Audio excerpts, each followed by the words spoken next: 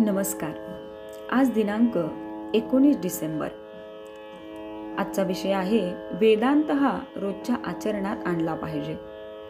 भगवंताची उपासना करणारे जे ऋषी असतात त्यांचे मन अशा एका अवस्थेमध्ये राहते की त्या ठिकाणी परमात्माच सर्व काही करतो ही भावना स्पष्टपणे प्रकट होते.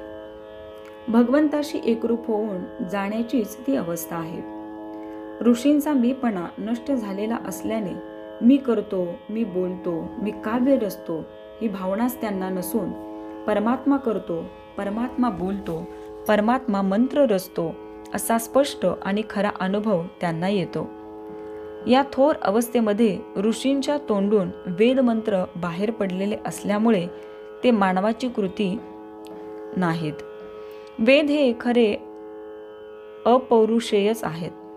घराच्या छपराखाली ज्याप्रमाणे सर्व लहान सहान खोल्या येतात त्याप्रमाणे वेदांतात इतर शास्त्रे येतात. वेदांताच्या गोष्टी किंवा ज्ञान हे पक्वान्नांच्या ज्ञानाप्रमाणे आहेत.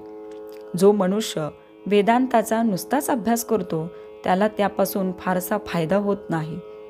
वेदांत हा रोजच्या आचरणात आणला पाहिजे. खरे म्हणजे विद्वान लोक हा वेदांत अत्यंत कठीण करून जगाला उगीच फसवतात. मग सामान्य माणसाला वाटते की अरे हा वेदांत आपल्यासाठी नाही. वास्तविक वेदांत हा सर्वांसाठी आहे, मनुष्य मात्रासाठी आहे. वेदांताशिवाय मनुष्याला जगताच येत नाही. आपले आकुंचित मन विशाल करणे, आपण स्वार्थी आहोत हे निस्वार्थी बनणे हेच खऱ्या वेदांताचे मर्म आहे. भगवंताच्या प्राप्तीचे नियम आणि व्यवहारातील वस्तू प्राप्त करून घेण्याचे नियम यांमध्ये फरक आहे.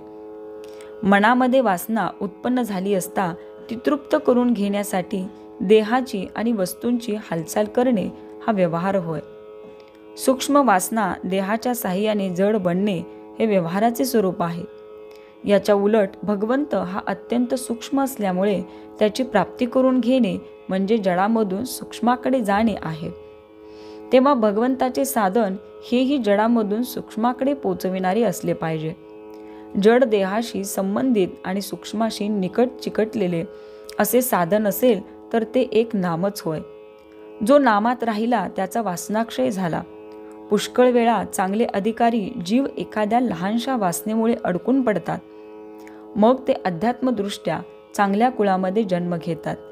तिथे त्यांची वासना तृप्त व्हायला वेळ लागत नाही, म्हणून ते लहानपणी जग सोडून जातात. त्यांच्या मृत्यूचे दुःख करणे बरोबर नाही. वासना ही दुसऱ्या कोणत्याही उपायांनी तृप्त होण्यासारखी नसून आपण जर भगवंताजवळ वास ठेवला तरच ती नष्ट होते. वासना नष्ट झाली की बुद्धी भगवत स्वरूपच होईल. जेथे वासना संपली तेथेच भगवंताची कृपा झाली.